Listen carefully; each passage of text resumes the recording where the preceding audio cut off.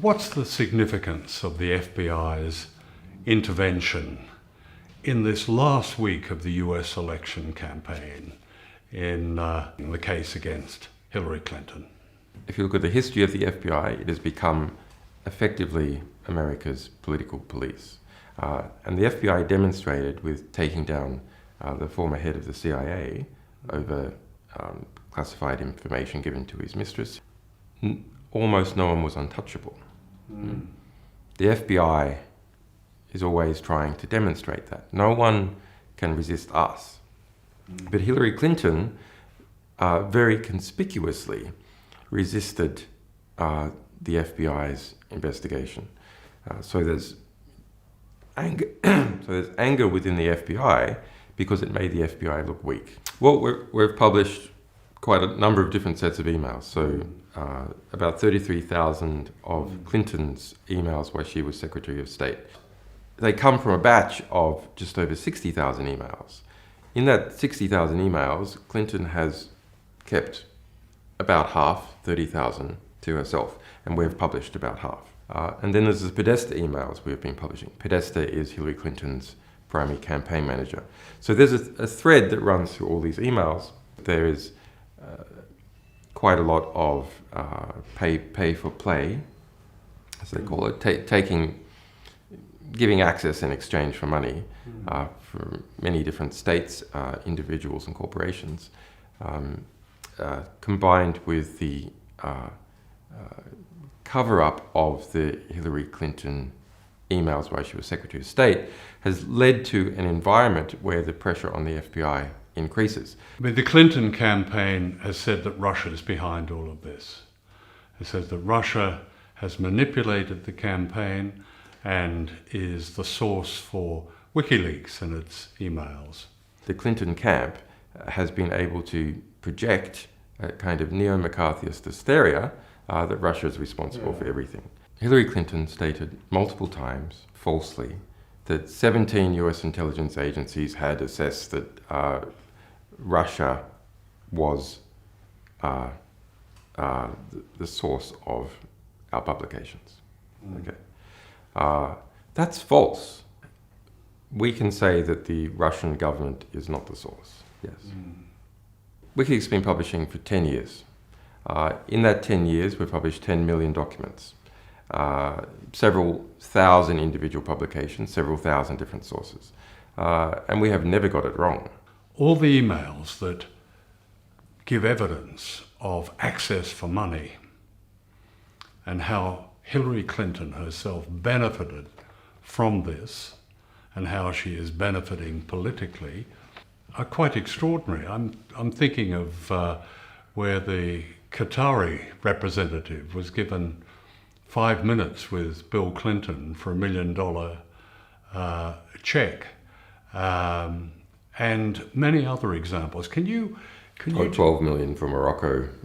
12 million from Morocco. For Hillary Clinton to attend. In terms of the foreign policy of the United States, that's where, for me anyway, where the emails are most revealing, where they show the direct connection between Hillary Clinton and the foundation of jihadism of ISIL in the Middle East. Can you talk something about that? How the emails demonstrate this connection between those who are meant to be fighting the jihadists, ISIL, are actually those who have helped create it. There's an early 2014 email from Hillary Clinton, so not so long after she left Secretary of State, to her campaign manager, John Podesta. That email, it states that ISIS, is funded by Saudi Arabia and Qatar, the governments of Saudi Arabia and Qatar. Now, this is I think this is the most significant email in the whole collection. And perhaps because Saudi and Qatari money is spread all over the place, including into many media institutions. All serious analysts know, even the US government has mentioned or agreed with that some Saudi figures have been supporting ISIS, funding ISIS. But the dodge has always been that's it's just some rogue princes using their cut of the oil money to do whatever they like, but actually the government disapproves. But that email says that no, it is the governments of Saudi and the government and Qatar that have been funding ISIS. The Saudis, the Qataris, the Moroccans, the Bahrainis, particularly the Saudis and the Qataris, are giving all this money to the Clinton Foundation, while Hillary Clinton is Secretary of State and the State Department is approving massive arms sales, particularly to Saudi Arabia. Under Hillary Clinton, and our Clinton emails reveal significant discussion about it, the largest ever arms deal in the world was made with Saudi Arabia, more than $80 billion. In fact, during her tenure as Secretary of State, total arms exports from the United States, in terms of the dollar value, doubled. And of course, the consequence of that is that this notorious terrorist jihadist group called ISIL or ISIS is created largely with money from the very people who are giving money to the Clinton Foundation. Yes. That's extraordinary. Look, Hillary Clinton's just a person. I actually feel quite sorry for Hillary Clinton as a person, because I see someone who is eaten alive by their ambitions, tormented, literally to the point where they become sick. You know, they faint as a result of going on with their ambitions. But she represents a whole network of people, and a network of relationships also with particular states. The question is, how does Hillary Clinton fit in this broader network? Well, she's a centralizing cog, so that you've got a lot of different gears in operation, from the big banks like Goldman Sachs and major elements of Wall Street and intelligence and people in the State Department and the Saudis and so on. She's the, if you like, the centralizer that interconnects all these different cogs. She's a smooth central representation of all that. And all that is more or less what is in power now in the United States. It's what you would call the establishment or the DC consensus and its influences. In fact, one of the more significant Podesta emails that we released was about how the Obama cabinet was formed. And half of the Obama cabinet was basically nominated by a representative from Citibank. Well, it's quite amazing. Didn't Citibank supply a list which turned out to be mostly the Obama cabinet? Yes. So Wall Street decides the cabinet of the President of the United States. But if you were following the Obama campaign back then closely, you could see it had become very close to banking interests. It wasn't so close to oil interests, but it was very close to banking interests. Yeah. So I think you can't properly understand Hillary Clinton's foreign policy without understanding Saudi Arabia. The connections with Saudi Arabia are so intimate. Why was she so demonstrably enthusiastic about the destruction of Libya? Can you talk a little about just what the emails have told you about what happened there, because Libya is such a source for so much of the mayhem now in Syria, the ISIL, jihadism, and so on. And it was almost Hillary Clinton's invasion. What do the emails tell us about that? Libya, more than anyone else's war, was Hillary Clinton's war. Barack Obama initially opposed it. Who was the person who was championing it? Hillary Clinton. That's documented throughout her emails. She put her favoured agent, in effect, Sidney Blumenthal, onto that.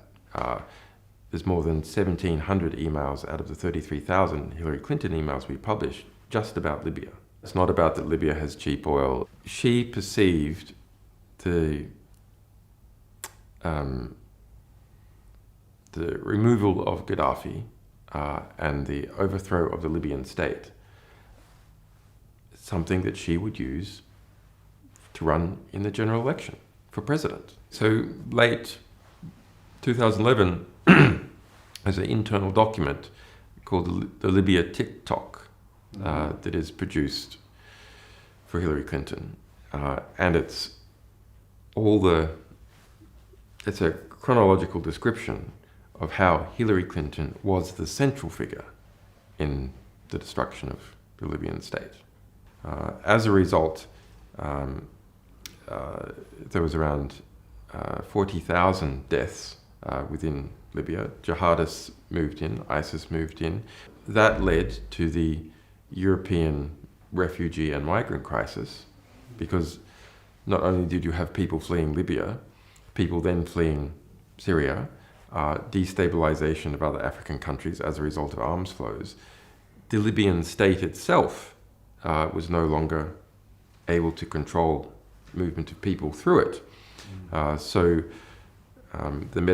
Libya faces onto the Mediterranean.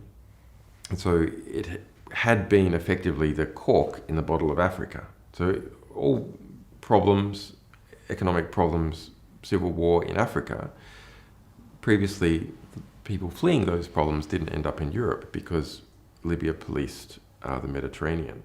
And that was said explicitly at the time, back in early 2011 by Gaddafi. What do these Europeans think that they're doing, trying to bomb and destroy the Libyan state? There's going to be floods of migrants out of Africa and jihadists into Europe, and that is exactly what happened. You get a lot of complaints from people saying, what is WikiLeaks doing? Are they trying to put Trump in the White House? My analysis is that Trump would not be permitted to win. Why do I say that? Because he's had every establishment offside. Trump doesn't have one establishment, maybe with the exception of the evangelicals, if you can call them an establishment. But banks, intelligence, arms companies, well, they all want him beat. Foreign money, etc., yeah, is all united behind Hillary Clinton, and the media as well. So media owners and even journalists themselves. The accusations that WikiLeaks is in league with the Russians, and you hear people saying, well, why doesn't WikiLeaks investigate and publish emails on Russia? We have published over 800,000 documents of various kinds that relate to Russia. Most of those are critical. And a great many books have come out of our publications about Russia, most of which are critical. And our documents have gone on to be used in quite a number of court cases, refugee cases of people fleeing some kinds of claimed political persecution in Russia, which they use our documents to back up. Do you take yourself a view of the US election? Do you have a preference for Clinton or Trump? Donald Trump what does he represent in the American mind and in the European mind? He represents American white trash. Deplorable and irredeemable. Basically the same thing. It means from a establishment or educated, cosmopolitan, urbane perspective, these people are, they're like the rednecks, and you can't, they're just, can never deal with them.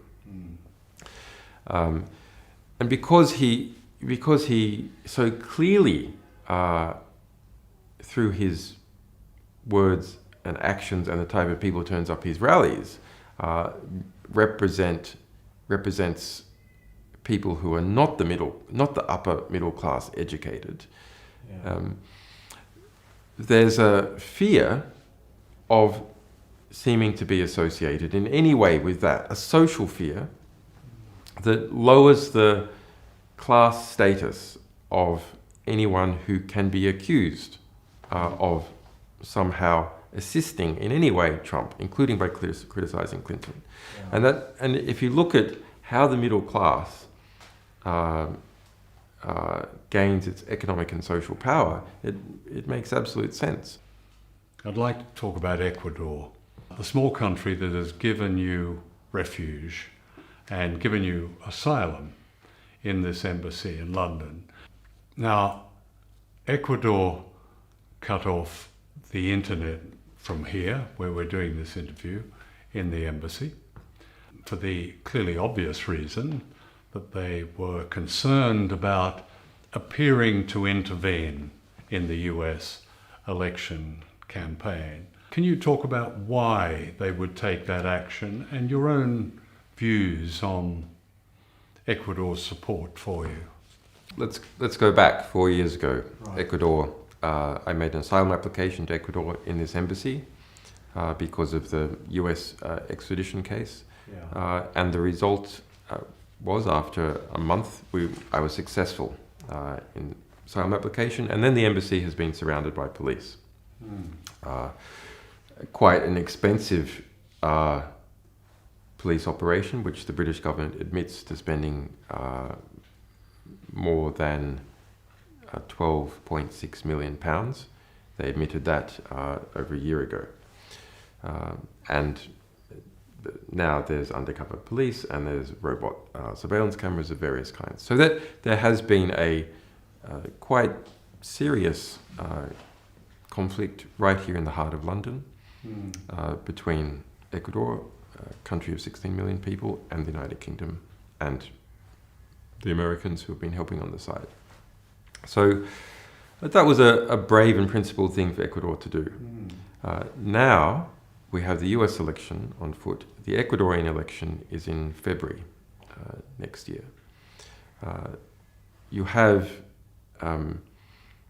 the White House feeling the political heat as a result of the true information that we have been publishing. WikiLeaks does not publish from the jurisdiction of Ecuador, from this embassy, or in the territory of Ecuador. We publish from France, we publish from Germany, we publish from the Netherlands, and a number of other countries, so that the attempted squeeze on WikiLeaks is through my refugee status. And this is really intolerable. If you try and get at a publishing organization to try and prevent it publishing true information that is of intense interest to the American people and others about an election. Tell us what would happen if you walked out of this embassy. So I would be immediately arrested by the British police, and I would then be extradited either immediately to the United States or to Sweden. In Sweden I am not charged. I've already been previously cleared, etc. Yeah. So we're not certain exactly what would happen there, but then we know that the Swedish government has refused to say that they will not extradite me to the United States, and they have extradited 100% of people that the US has requested since at least 2000. So over the last 15 years, every single person the US has tried to extradite from Sweden has been extradited, and they refuse to provide a guarantee. So it's, yeah. I mean, people often ask how you cope with the isolation here. Look, one of the best attributes of human beings is that they are adaptable. One of the worst attributes of human beings is they are adaptable. They adapt and start to tolerate abuses. They adapt to being involved themselves in abuses. They adapt to adversity and continue on. So in my situation, frankly, I'm a bit institutionalized. This is the world. Yeah. Visually, this is the world. It's the world without sunlight, for one thing, isn't it? It's a world without sunlight, but I haven't seen sunlight in so long. Like, I don't remember it. So, yeah, you adapt. The one real irritant is that my young children, they also adapt. They adapt to being without their father. That's a hard adaptation, which they didn't ask for. Do you worry about them? Yeah, I worry about them. I worry about their mother. Yeah. Some people would say, well, why don't you end it and simply walk out the door and allow yourself to be extradited to Sweden? The UN has looked into this whole situation. They spent 18 months in formal adversarial litigation, me at the UN versus Sweden and the UK. Who's right? The UN made a conclusion. I'm being arbitrarily detained, illegally deprived of my freedom, that what has been occurred has not occurred within the laws that the United Kingdom and Sweden must obey. It is an illegal abuse. The United Nations formally asking, what's going on here? What's your legal explanation for this? He says that you should recognize his asylum. Sweden formally writing back to the United Nations says, no, we're not going to. So leaving open their ability to extradite. I just find it absolutely amazing that the narrative about this situation is not put out publicly in the press. Because it doesn't suit the Western establishment narrative that, yes, the West has political prisoners. It's a reality. It's not just me. There's a bunch of other people as well. The West has political prisoners. No state accepts to call the people it is imprisoning or detaining for political reasons political prisoners. They don't call them political prisoners in China. They don't call them political prisoners in Azerbaijan. And they don't call them political prisoners in the United States, the UK, or Sweden. It's absolutely intolerable to have that kind of self-perception. But here we have a case, talking about the Swedish case, where I have never been charged with a crime, where I have already been cleared and found to be innocent, where the woman herself said that the police made it up, where the United Nations formally said the whole thing is illegal, where the state of Ecuador also investigated and found that I should be given asylum. Those are the facts. But what is the rhetoric? Different.